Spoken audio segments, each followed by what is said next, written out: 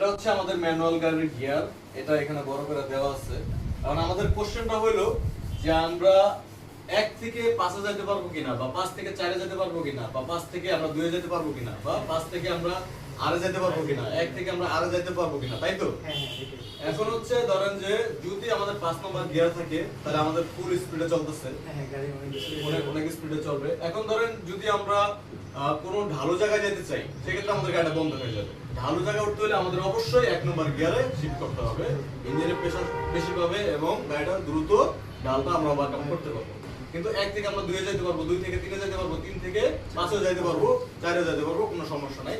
কিন্তু সমস্যা একটা আছে, সেটা হচ্ছে যখন আমরা রিভার্সে যেতে যাব।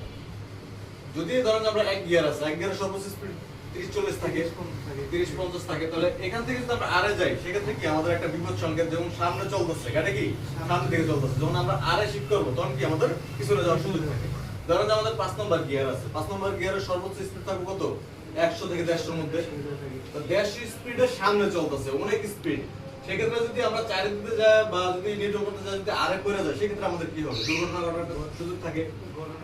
হ্যাঁ, ঘটনা ঘটে যাবে। সেক্ষেত্রে আমাদের 3টা সিগন্যাল দিবে। কটা সিগন্যাল?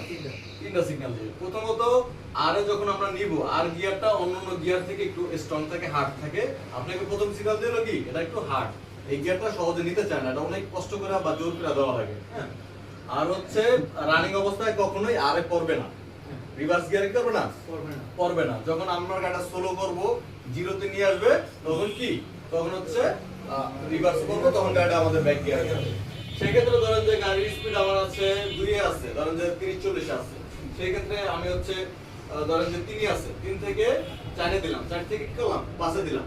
আর 5 থেকে ধরেন যে আমার নামাইতে রিভার্সে পড়ার একটা চান্স থাকে, পড়ার চান্স থাকে। আমি দুইটা সতর্ক সংকেত দিব। প্রথম সতর্ক সংকেত কি, যে হার্ড থাকবে, গ্যালিপারটা পড়বে না। দ্বিতীয়ত আপনার কারণ করে আওয়াজ করবে, কি করবে, মানে আমরা একটা সিগন্যাল দিবে যে আওয়াজ করবে, গিয়ারটা নিচ্ছে না। তারপর যদি জোর করে দেন, তাহলে আপনার দুর্ঘটনা ঘটার তারা কি কোনো উপায় থাকবে না, উপস্থিত থাকবে না। তাহলে এটা আমরা প্র্যাকটিক্যালি দেখাবো যে 5 থেকে সরাসরি রিভার্স গিয়ারে পড়ে কিনা, বা 4 থেকে বা 3 থেকে সরাসরি রিভার্স গিয়ারে পড়ে কিনা।